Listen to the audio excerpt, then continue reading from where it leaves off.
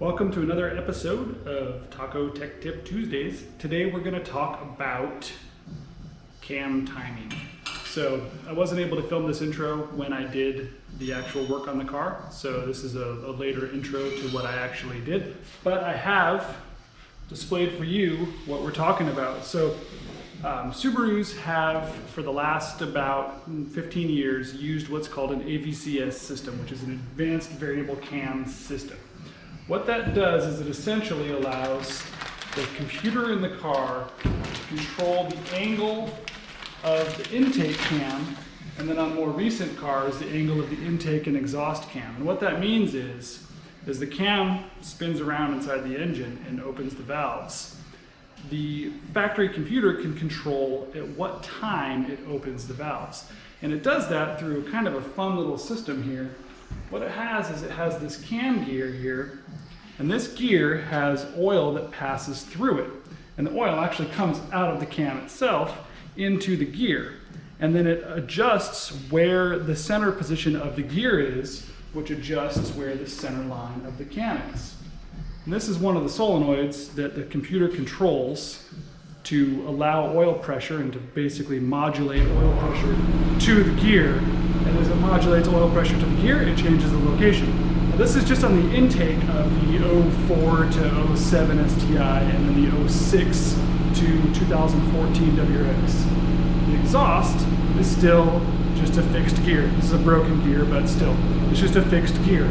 So what some people do is they delete this system altogether and they install what's called fixed gears. And that's what the customer in the video today that you're going to see did to his car, because he had an aftermarket ECU and he was troubleshooting whether he had a problem with his gears or the solenoids or the cams or what, and he was just tired of messing around with it. And so he decided to get rid of the system altogether, and we put it on the dyno and got everything dialed in for him. Now, some people say, why would you get rid of this system? It sounds great. It allows the computer to control the cam timing. Well, there's a few reasons why you would get rid of the system. One is a lot of computers that are aftermarket kind of struggle to make the cam timing work accurately, especially when there's things that aren't working in perfect synchronicity with each other. So there's a whole bunch of sensors involved in making this work, and if they're not picking up everything just perfectly, or you have kind of a weird setup or you have wiring issues, you can run into problems with this system. So to simplify things, if you're not going to lose any power, why not get rid of it?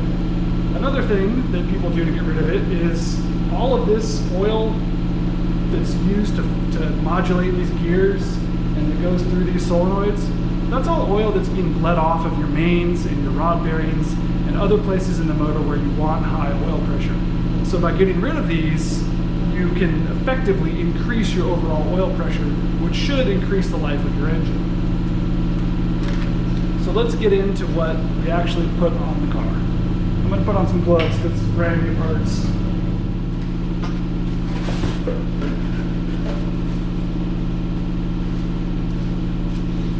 So what we have here are the gears themselves. When we open this up, you'll see we have an adjustable gear. So it essentially is the same as those gears, except this one, I get to tell it where to be. So you loosen these 5 bolts, and then you can adjust the center and the outside of the gear in order to change the center line of the cam. And where you put that is, there's a whole lot of math behind it, finding the center line. But effectively what you're doing is you're changing the cam overlap in order to get the results that you want.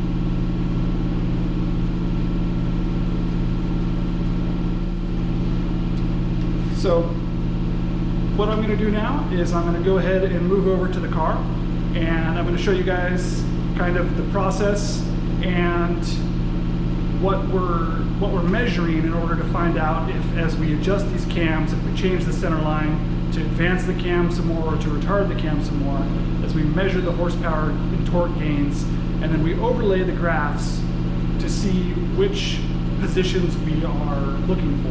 Because we don't really know until we test. If you don't test, all you're doing is guess.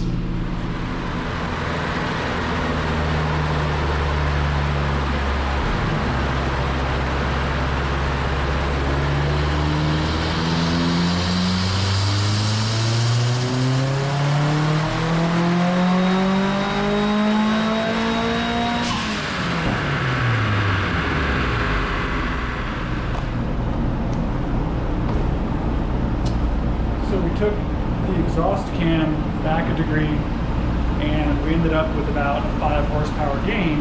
So we're going to do it back another degree and see if we get more gains as well. If I can get 7 to 10 horsepower off the exhaust, and I can hope to get maybe another 7 to 10 off the intake, we'll be doing good for adjustable gears. This process is a bit of a pain in the butt. You want to make sure you have your tools.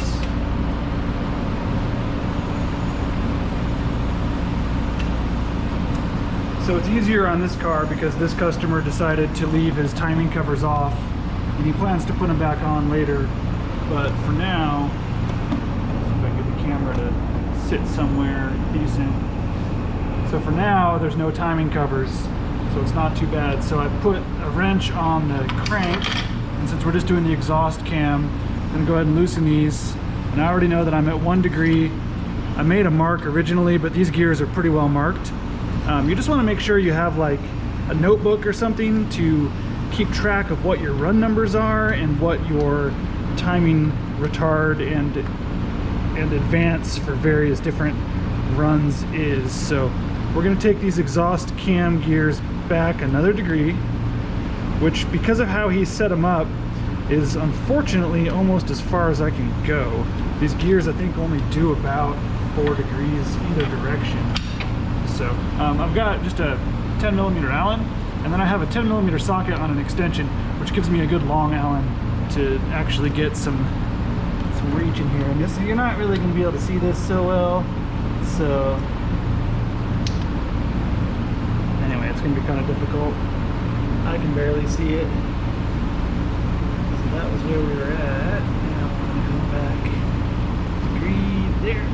So we're almost maxed. Just about maxed on that guy. Go ahead and tighten her down. And when I'm all done, I'm going to torque these. But for now, because of how time consuming this process is, it's a very time consuming process on the dyno. That's why most people don't do it. We typically do this on the engine stand when we're building the motor.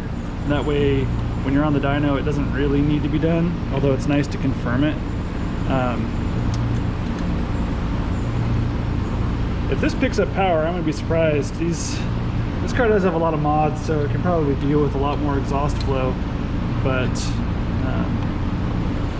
I think I'm going to lose power on this, but we'll see.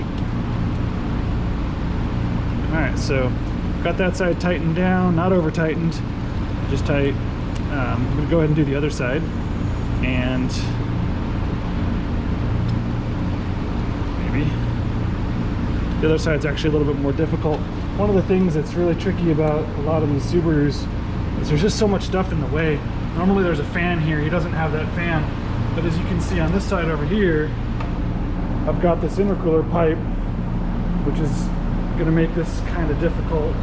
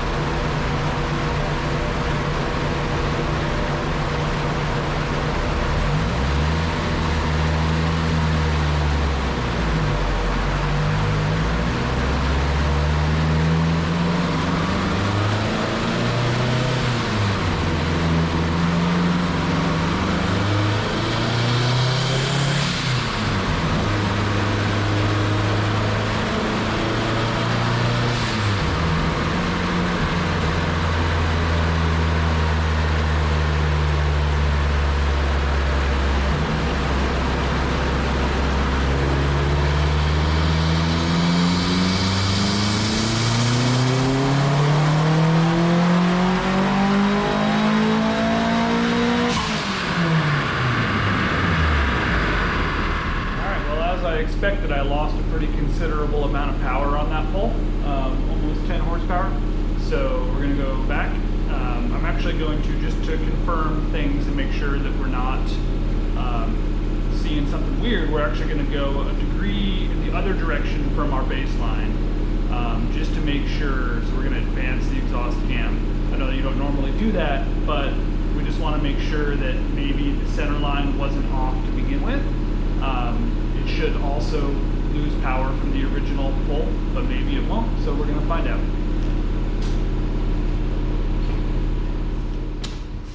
All right, we're going to do this pull now.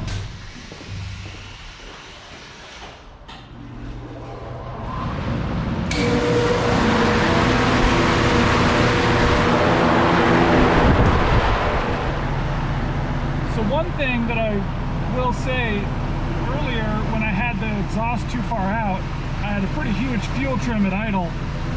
So that's something you can definitely tell is how much airflow the engine is moving based on its cam position.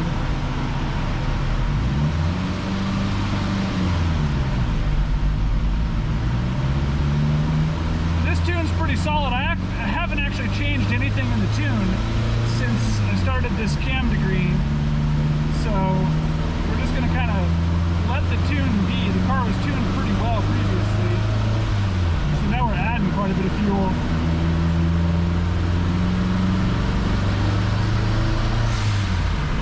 My guess is we're going to pick up some torque on this pull and lose some of that top end again. But we'll see.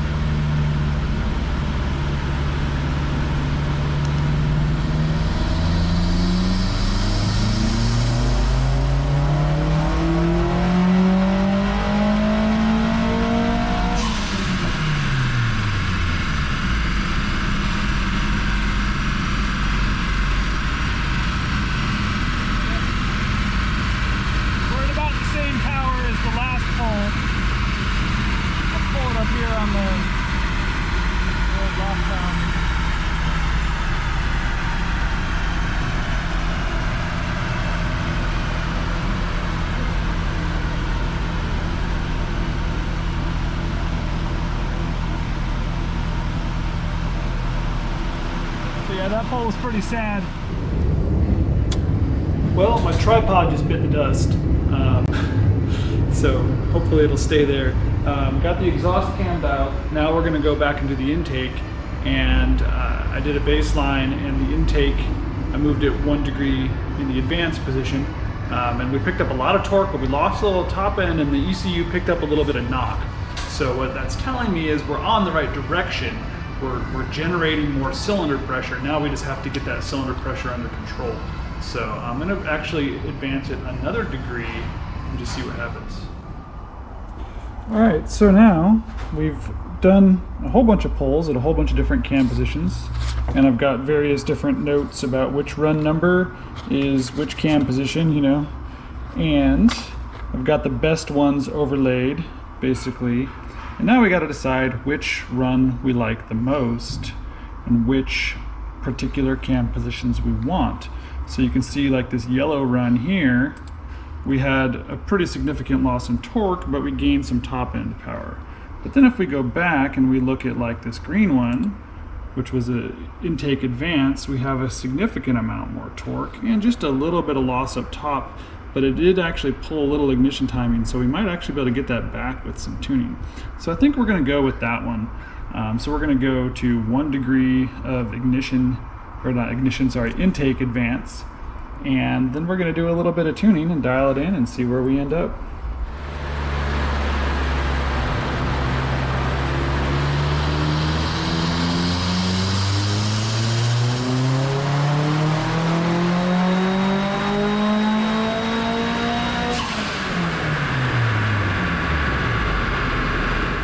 Alright, so here we have our baseline from today. This is how when it came in with the gears just at 0, 347 horse, 343 torque. With the gears redegreed, we ended up at a pretty decent amount of power. Now this is redegreed and a few tuning tweaks. I basically gave it just a hair more boost, specifically up top, in order to try to get some of the power back, because in order to get the power down low, we had to have the intake cams advance to the point where it actually started losing power up top. So gave it a little bit more boost, which just gives it a little more airflow, and we got that power back, but we have the torque down low now. So we've got a really healthy 359 horsepower and 364 foot-pounds of torque. So it's definitely, I mean, we're up 12 horse from when it came in, which isn't huge, but it's significant, and about 20 foot-pounds. And specifically right here, and this is kind of where the customer said he wanted to make more power, we're up 25 horsepower and, you know, 37 foot-pounds of torque. So that should be pretty healthy. If we look at the overlay with where we were at when it left last time, and we were having some cam gear, I guess, woes. You can see at very similar boost down low here, we're right at like 22 pounds. We're actually up a decent little bit of horsepower. We're up, you know, 13, 14 horsepower and 18 foot-pounds of torque. So the car is definitely going to be faster with the cam gears than it was with AVCS. And that's just because we were able to get everything, and specifically the exhaust cam, letting the engine breathe a little bit more. We did lose a little bit of spool up. It's a significant power difference, but you can see the big difference there is just when the turbo spools. So like at 3,000 RPMs, we were at 18.4 pounds. Now we're at 16.3 pounds up until about 3,300. And that is one of the drawbacks to not having the variable cam system, is I can't really get the airflow moving down low without losing all of my top end. So there's definitely advantages to a properly functioning variable cam system. If this was one of the newer cars like the FA20 WRX, we'd be able to go negative advance up top and get all that top end that we had on some of those earlier pulls. Which one is that, like number 16, I think? Nope, let's go. Oh, there it is. All right, it was number 13. So we like to look at this pull here. Less boost and the same amount of power up top. Actually more power clear at 7,000, but with quite a bit less boost, 1.5 pounds less boost. So if you could imagine being able to get that power back from being able to go to negative advance on the intake cam, basically retard the intake cam at high RPM only, but down low you want it advanced, because you can see this is a huge horsepower difference between where we are now and where it was with the cam set to make the power way up high. Anyway, it's just fun things to look at, and you can really spend many hours, if you would like, dialing these in, and it's very expensive to do on the dyno. You can do this stuff on the street a little bit. The easiest way, if you don't want to use a virtual dyno setup, is just to watch your fueling requirement. Essentially, if the car needs more fuel, it means it's moving more air. And if you have to add fuel, it typically means you're making more horsepower. So that's just kind of one way to do it. Other ways is to, you know, you can, if you had a mass airflow meter, which this car actually has one, there is a mass airflow meter in there. It's not plugged into anything right now. But if you had a mass airflow meter, you could wire that in or plug that in, or basically monitor it and see if your airflow voltage goes up as well. And if the airflow voltage goes up, you know the engine's moving more air, which in theory means you're making more horsepower. So that's what we have for you today. Are adjustable cam gears better than the factory AVCS system? Well, in this situation, they are. It's not a huge difference. The more power you're making on the car, the bigger the difference. But even on this car at mid 300s on pump gas, we saw a pretty significant gain in horsepower and torque. So I hadn't really gotten into what is done to this car. This is a pretty sweet setup. It's got a Haltech Elite 1500 with this really awesome IC7 dash. This thing's pretty rad. I'm just driving it right now to let the closed loop kind of tell me some part throttle stuff. Looks like we need to add a tiny bit of fuel, but I kind of prefer a positive trim to a negative one. In part throttle, it just means that it's going to err to the lean side, which is going to get you a little bit more fuel economy. Anyway, so this has it's a built motor. I think it's Brian Crower, pretty much Brian Crower through and through. BC pistons and rods and BC 272 cams, and then it has the BC cam gears now.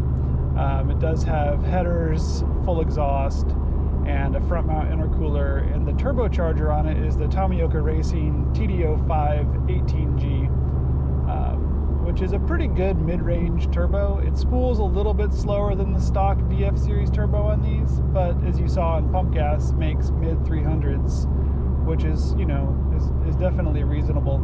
On E85 we could probably get that over 400. I'm kind of hoping that he'll decide to do flex fuel sometime in the near future. But yeah, so we're just driving around, just letting the car do a little bit of fuel trim learning. That's the nice thing about these ECUs, is they actually have full closed loop fuel trim control. And like I said, as you can see right here on my fuel trim, I'm about 10% at the real low throttle that we're adding. So I'm just going to go in and I'm going to give it that fuel here in a minute. But yeah, fuel trims look pretty good. The car drives real smooth.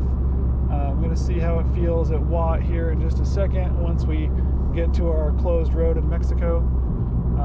This is definitely not Portland, Oregon.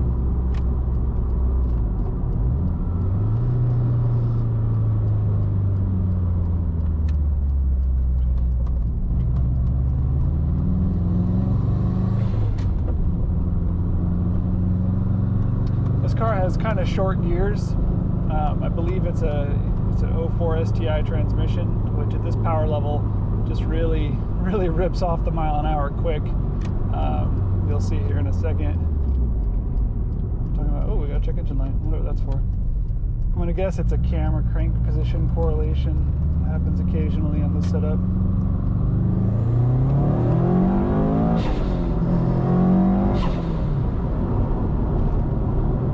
That's fun.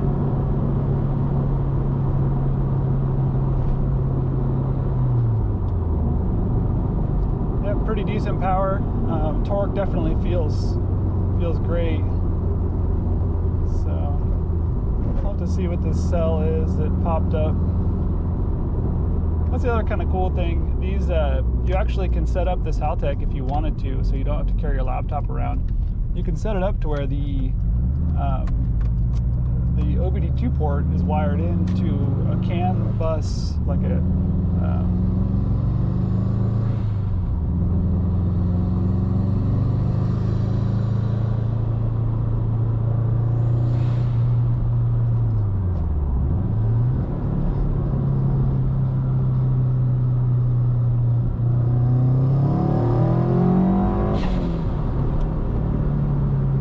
yeah, it's pretty healthy.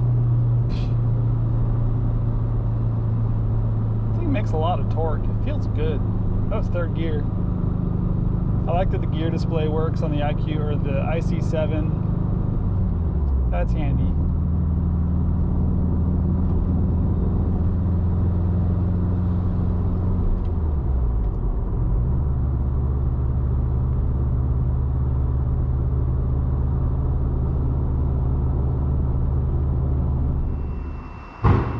So that's what I've got for you today. Thanks for watching. Please subscribe if you learned something, and I'll keep these videos coming to you every week.